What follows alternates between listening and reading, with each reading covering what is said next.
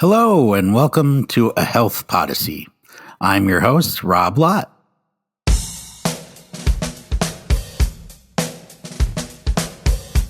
Friends, it's another one of a Health Podyssey's very special episodes. That's because, although we typically feature the authors of some of the most important recent health affairs articles, we also set aside about one episode a month to go a little farther afield, to sit down with various leading voices in health, healthcare, and health policy. Today, it's Dr. Thomas Dobbs, Dean of the John D. Bower School of Population Health at the University of Mississippi Medical Center.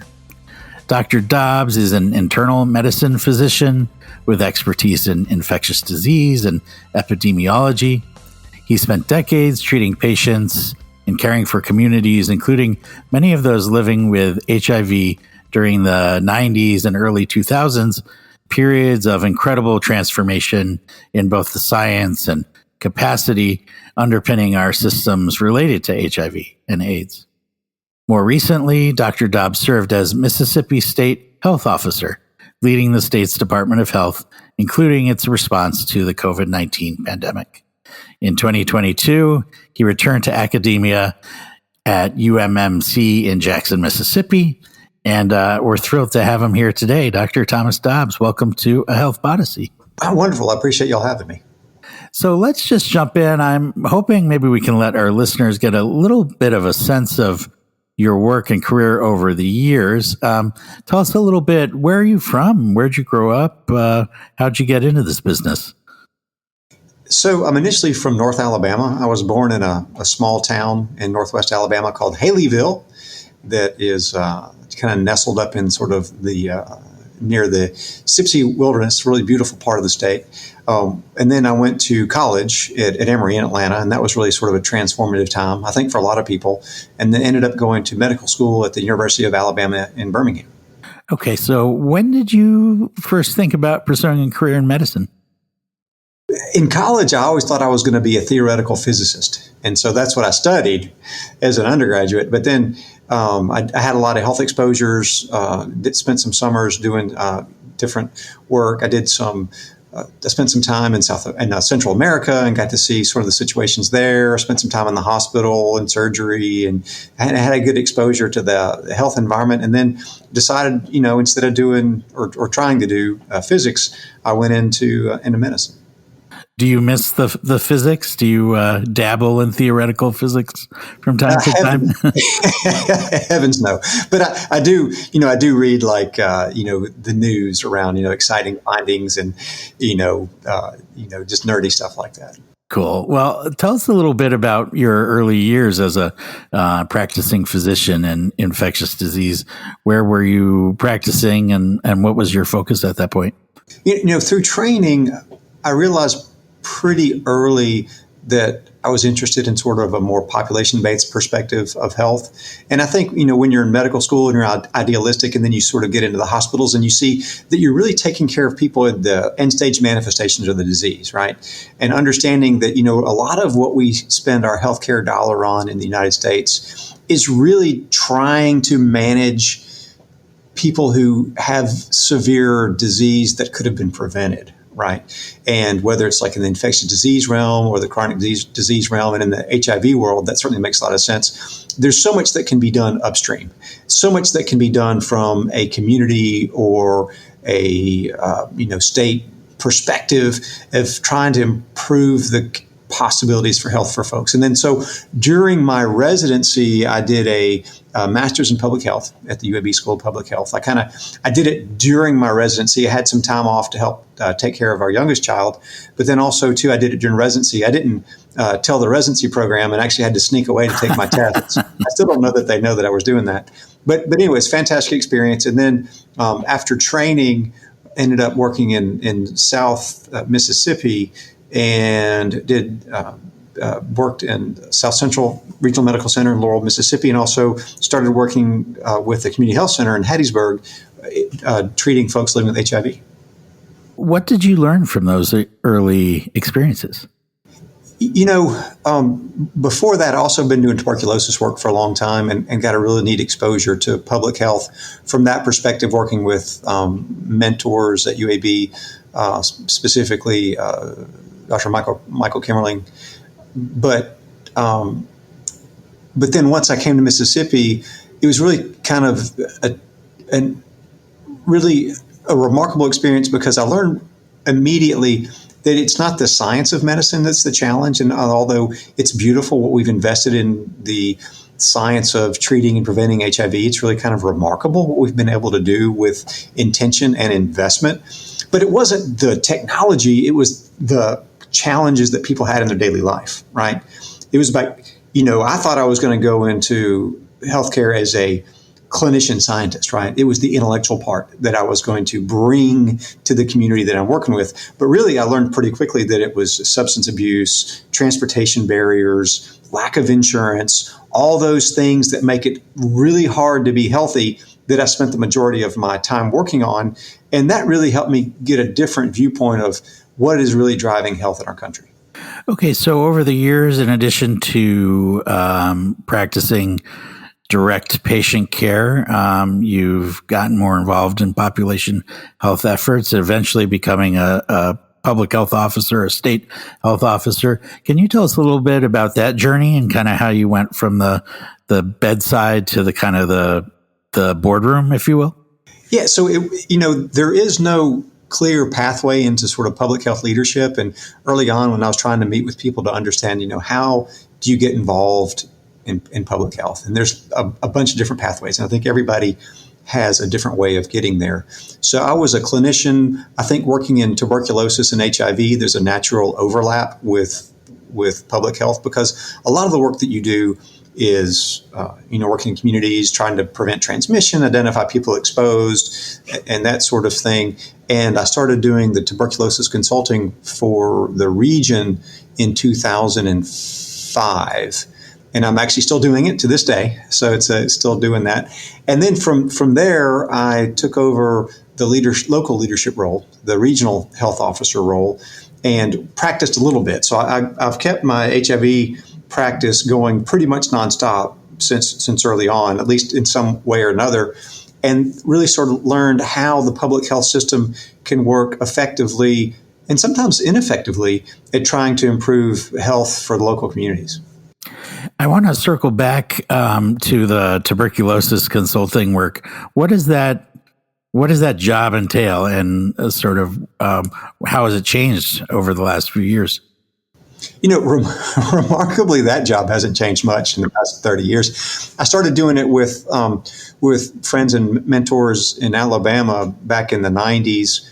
And a lot of it is supporting the nurses and the public health professionals to review cases and make sure that things are managed properly, and to help do outbreak investigations and prevent transmission. A lot of it's the same. The technology is different, such that instead of having a light board on my wall to look at the x-rays, I look at them on the computer. So, but and then, electronic communication certainly make things a lot more efficient, but the work is essentially the same. The thing that we do have going on, and that's its whole interesting sort of conversation with tuberculosis. I think it's a good sort of mirror on what's happening in public health, overall. But we've lost so much experience and so much institutional knowledge in tuberculosis, but in so many other fields. I do a consultation role with the University of Florida for the southeastern part of the United States for regional consulting for all the states if they have sort of complicated questions. And I'm seeing that public health has really been decimated when it comes to the number of employees, and we've got a lot of young faces who are talented, but the challenges are just really overwhelming, and I'm really worried about the public health future of our country. What do you attribute that change to, that loss? I mean, I know we certainly have had cuts to investments recently, but I presume that this was happening before January of 2025. Yes, it has been. And I think what's going on now is just a continuation of a longstanding narrative of our underinvestment in public health infrastructure. It's something that I've really been on the soapbox about for a long time, and it's never gone anywhere. Right? We've basically traded public health for advanced biomedical technology. And so if someone's really sick and when they need CAR T therapy and all that kind of stuff, amazing. I love it. But we are way underinvested in the blocking and tackling that it takes to protect the public at the foundational level. And I think that's one of the reasons why, if you look at our life expectancy and our excess avoidable deaths, we are an outlier for the world. We exist in a plane that's almost unimaginable. And if you really just step back and look at it, and people don't know it. I mean, people are sort of like the frog boiled in the water. I mean, we've just gotten so used to it, that gun violence deaths, early deaths related to heart disease, stroke, our general status of health is so poor compared to, other developed countries, even with a lot lower income. I think it really reflects our lack of investment in a public-minded community approach to health and well-being. So let's say you had control over how we were allocating funds, or perhaps you just had the ear of folks in Congress who are doing the appropriations. Besides simply saying, spend more on public health, what are some of the areas you think really could benefit from targeted investment, and that investment would pay significant dividends? This is going to sound kind of strange, but the first thing I would do is not ask for more money. I would ask for more flexibility and stability, right? Because what we end up doing is we have these sort of like boluses of money that come in targeted for something like Ebola or Zika or whatever. And so it's really kind of like a roller coaster, and we build some specialized capability that doesn't translate into the long term, and then the money gets pulled away, right? We could spend a lot less money and build a lot more robust infrastructure if we just provide some stability. The other thing that we've seen, and I think it's particularly bad in the South, is for a whole host of reasons, we don't invest in our people, and we pay pathetically low wages for our experts in public health, our nurses, our disease investigation specialists, all these folks. And the world outside of the government, the pay has increased pretty substantially. But for public health and the government health, and I think part of that is intentional by folks trying to cut costs or shrink government, it basically leaves us with an inability to recruit some of the best talent that could really have major impacts on the well-being of our state and also in the populations that need us most. You mentioned the particular challenges in the South, and I know Mississippi has long placed on the sort of lowest tier of states when it comes to many population health measures, things like premature death, low birth rate, cardiovascular disease. How significant was that fact within your own mindset when you took on the role of leading the state health department? It's huge. And I think there's a lot of interest in sort of like getting into that and trying to figure out how we can make progress. It's a real challenge because people don't really want to address the core causes, right? A lot of what we do is at the surface, right? And some of it's really good. I mean, we can certainly treat high blood pressure and stuff like that, or, try to open a clinic here and there. But if people don't grow up with a healthy environment and a pathway to health, then the long-term trajectory is not going to be great. And so I think thinking upstream is something that really we've been trying to do. What I had sort of initially hoped to do with the health department changed pretty rapidly once COVID hit. And so then it was all hands on deck. Now, one of the things that happened with COVID that I was just shaking my head because I knew it wasn't going to work out well in the public health sort of, development space. There was all this talk about, we realize how important public health is, and we're going to invest. We see how important you are. And I was just thinking to myself, I have seen this before. I've seen this movie before. And once the acute scare is over, the money gets pulled away and we backslide and continue our disinvestment in one of our most valuable institutional resources as a country. Wow. Well, in a minute, I want to hear a little more about your experience navigating the COVID pandemic. But first, let's take a quick break.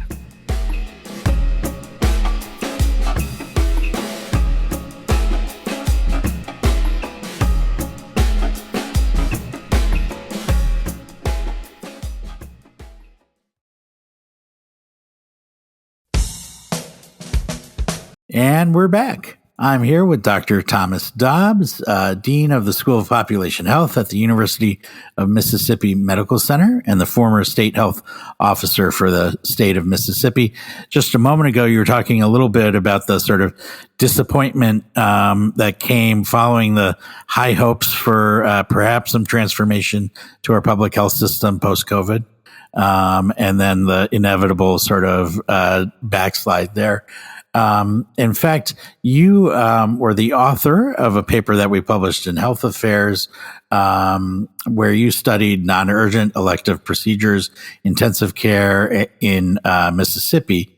And I'm wondering if you can just say a little bit about that and kind of how your work on that paper fit into your broader experience leading the COVID fight in Mississippi.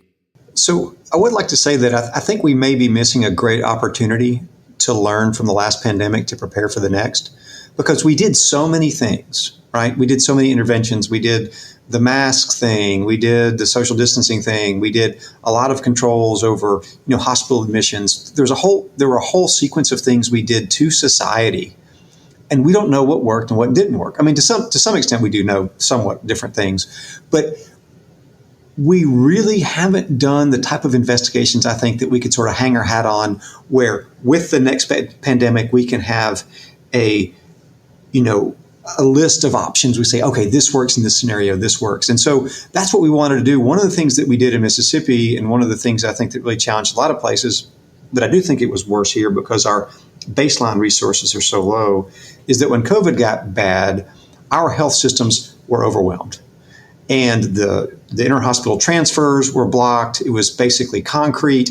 And we had people who were like having heart attacks in parking lots and couldn't get to care because the ambulances were backed up. Their hospitals were full and they wouldn't take anybody. And so we did a couple things to try to loosen up the system a little bit. One of the things is, if you need a knee replacement, it can wait a week.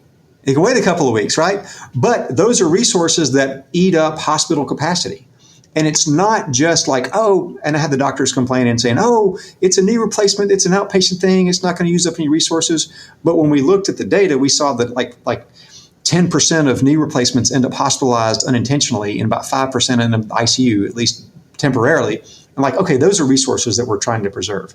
So that was the premise we went into it with, is that we should delay these non-urgent elective procedures to make space for critical resources that we need in the hospital. But after it's over, we said, okay, we did this, right? Did it work? And so that's what we did, is we did a study to see was this policy effective in making more ICU beds available? And the answer was yes. And we didn't get into the question, did it make more general, medical surgical beds available? But I think it probably would bear out the same way. And I was glad that we had an opportunity to sort of try to answer one of these questions of, was something that we did, was it worthwhile? And I think that this demonstrates pretty clearly that, yes, it was a worthwhile, logical intervention that we can put on our list of things that we can do in the future when we get in these sort of challenges. So I'm so curious in that context. So many of the papers that we publish at Health Affairs are written by academic researchers. That's their sort of almost their full-time gig, is to conduct these studies, write the papers, submit the papers, publish the papers. And often when we talk to folks who are sort of either practicing physicians or public health professionals, what we hear is, I have this great thing. If only I had the time to write it up, or the resources or the support. And I'm curious sort of if that kind of equation was something that you grappled with. Did you set aside the time to work on this, or was it the kind of thing you had to do nights and weekends just to make it a priority? Yeah, gosh, it's such a good point, because there are so many smart people out there who are too busy and under-resourced to do things. Fortunately, working for the health department at the time when we pulled this together, and then shortly thereafter, my role was such that I was able to put some time into it, and there was some after hours, weekend sort of time on it. But I'm not like a busy clinician, trying to make money off of RVUs, right? And so I think in a way that kind of speaks to the value of having people whose job it is to figure this out. I mean, that should be some of the stuff like CDC is doing, and I think CDC missed a bit of an opportunity. I know they have their own challenges and have ever since COVID and thereafter to look at some of these questions, because even to this day, things that were sort of like a little bit controversial, people ask me like about the masks. I'll give a talk and people say, what's this nonsense about the masks, or did they work? And so I have to give them what I think is an evidence-based, reasonable answer based on the collective information that I have. But I don't feel like we have a definitive science around, what is a proper public mask policy in the setting of a pandemic. And I think that we have not done a good job of assembling the necessary data to be unequivocal in this works, this doesn't work, this makes sense in these circumstances. And I think, unfortunately, we're not going to have that information when the next need arises. What would that look like to be able to give an unequivocal response? Well, I know this is unlikely or kind of idealistic, but what would we need to have in place in order to be able to answer those kinds of questions in a timely fashion? You could probably do, almost like a quasi-experimental thing, looking at different communities around, transmission, whether or not had mask policies here and there. I think, school settings and those sorts of things certainly help to kind of do it. And there are some smaller things, but, I think some other countries who had sort of like a bigger sort of perspective about looking at their whole population, England, Israel, they put out some really good stuff that sort of answered some questions. And, I don't think that we had that sort of foresight. We were always sort of like, running behind the truck, right? We're always trying to catch up instead of thinking ahead, say, we have this really important question. We can sort of do some stuff ahead of time. But I think, not to, be too critical because we were just trying to get through everything. But, the data could have been out there, but, we wasted a lot of time with other stuff that was probably a little bit unimportant, duplicated data reporting and all kind of stuff, outmoded reporting systems. That's one of the things, too, that I think that I'm sad that with our, reportable disease reporting, we had to build an infrastructure that, because it was bought with emergency funding, has been actually dismantled because now it's go through a procurement process, the whole sort of, anyway. It's yeah. It's a little bit of a Jenga tower or something like that, where you're trying to adjust in the middle of building at the same time. And I can imagine that without a sort of someone taking a step back, it's hard to know exactly where to push and where to pull. That's a great analogy. I do want to shift gears just for a moment. And just acknowledge your name is attached to one of the most divisive Supreme Court cases of recent years. And I'm curious if you can tell us a little bit about how that happened and sort of what that experience has been like for you. It's not universal knowledge, right? And it's not even common knowledge that there's a sovereign immunity clause, right, in the Constitution where you can't sue the government. At least I think that's the best way to explain it, and I'm not a lawyer. And so what happens is that if you sue an entity, a regulatory entity, a person's name has to be put on it, right? And so what happened was the clinic here in Jackson sued the government, but the regulatory authority was the health department, who was the inspector, as under sort of like the inspection panel that they would do for an ambulatory surgery center. And this was a dedicated reproductive health care clinic in Jackson. Is that right? It was. Yeah. And so the initial lawsuit was Jackson Women's Health, or I can't remember exactly the name, versus Courier, Dr. Courier, because she was the health officer at the time. And she had nothing to do with it, right? And so when I took the job after she left, the naming convention automatically replaced her name with my name. I had nothing to do with that case at all. I didn't testify. I didn't try to do anything. I didn't want to have any part of it. And it just, it's just one of those things. If you're a public official, you have these sort of vulnerabilities as far as stuff that's going to happen. And so it went through, and, in December, which was right during the explosion of the Omicron, the Supreme Court chose the Mississippi case, which I didn't have any foresight into that. And so from there on, it happened. And I tried to see if there was a way to pull my name off of it, and they said, nope, too late. And that was it. That's how it happened. How has that affected your day-to-day work, if it has at all? It mostly hasn't been too impactful for the most part, because most people day-to-day don't even realize it, right? Because they don't really, know about that. And certainly because I haven't been, active in that world at all. I did get some good advice early on, and basically someone told me to, just lay low, just stay out of the fray. And if people ask me, I just explain it, right? I get hate mail and love mail, and I respond the same way. Thank you for your communication, and I send them an article from the New York Times that says, "Hey, this guy had nothing to do with it. It's just kind of one of those quirky things." I mean, and I just try not to think about it as well. I mean, it's kind of just kind of a strange thing. Well, in July of 2022, you stepped back from your role as a state health officer and have since become the dean of the School of Population Health at the University of Mississippi Medical Center. What have you been able to focus on in this role that perhaps you couldn't in your previous roles? I have been hopeful, and am still hopeful, to engage the clinical academic community to fill some of the gaps that exist within the public health world.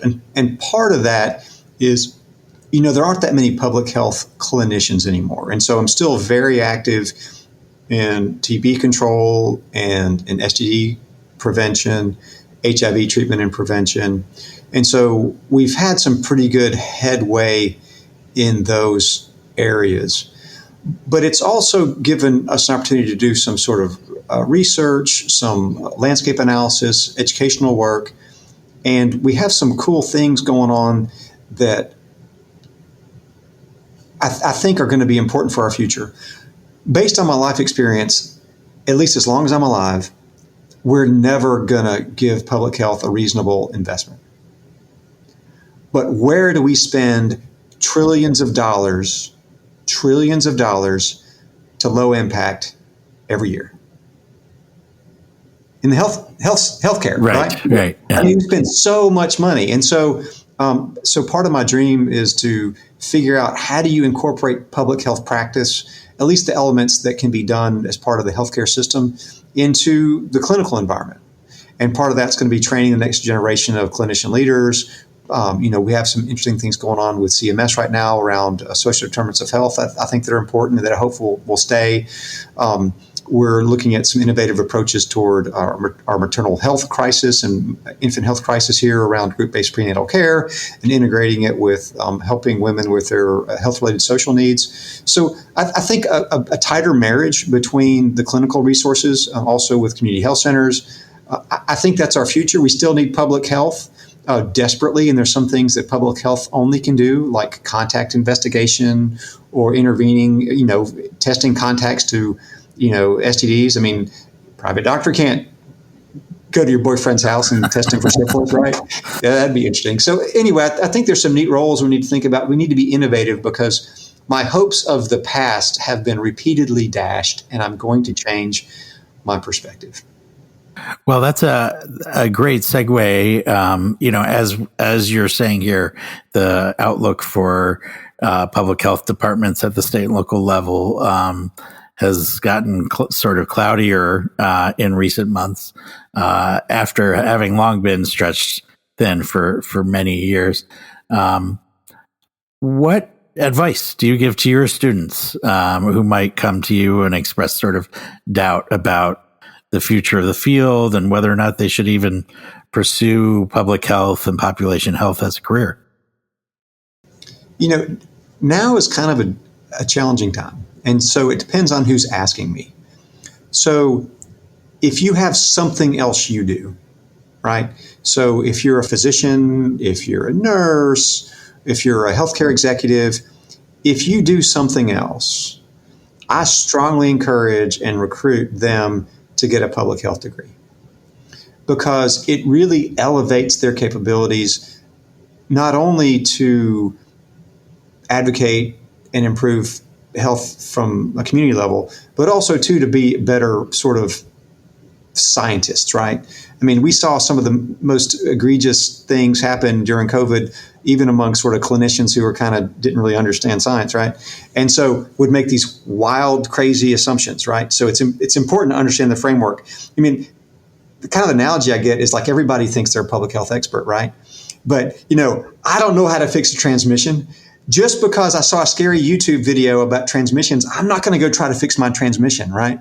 And I think people, it's important to understand that there is a very precise science around all this stuff. So I want to train better public health scientists. Now, someone who just wants to get an MPH to go work at the health department, I think it's a tough time. I just don't think those jobs are going to be there. And I'm just being honest. Eventually, we'll have to rethink how we're doing this. But right now we're seeing layoffs, not hiring. Wow. Well, so a realistic take on the current state of the world. Any other final thoughts for listeners about your experience and what you might want to share with them? The only thing I just want to reiterate is how important public health is. If we think about our gains in prosperity, life expectancy, over our entire nation's history, it was rooted in disease prevention and having healthy communities, healthy water, healthy food systems, those sorts of things. And we do not need to abandon those foundations, right? It's why do they have cholera and typhoid in certain undeveloped countries? It's because they have abandoned those systems or they never had them, right? And I worry about our mad rush to health individualism, right? Where everybody's responsible for their own health. Everybody can't be responsible for a sewer working, right? Everybody can't be personally responsible for making sure there's not lead in their water. There are some community responsibilities that are critically important. It's okay to have a public conversation about what those are, but we cannot abandon them. We not only need to recognize them, we need to fortify them. America's health is bad. We perform very poorly. Women's health in Mississippi and infant mortality ranks somewhere between Algeria and Turkey, right? So that's not something to be proud of. We need to invest in the foundation that allows people to be healthy, allow people to make the individual decisions that they can to achieve maximum prosperity and health. Well, that's a great place to wrap up, I think. Dr. Thomas Dobbs, thank you so much for those thoughts and for taking the time to chat with us today. Now, thanks so much for having me. It's great to talk to you guys. And to our listeners, thanks for tuning in. If you enjoyed this episode, share it with a friend, leave a review, and subscribe. Thanks so much. Thanks for listening. If you enjoyed today's episode, I hope you'll tell a friend about the Health Podyssey.